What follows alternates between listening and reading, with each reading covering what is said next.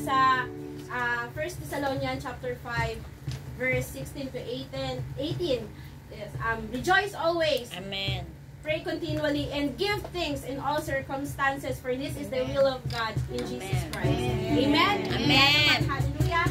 Manandalian tayo manalangin. Lord God, hallelujah. Salamat, Panginoon, sa umaga ito, Lord God. Tunay, Panginoon. Kamangha-mangha ka, Lord God. Yes. Amen. Lord, inataas ka namin sa umaga ito, Lord God, that your holy presence will be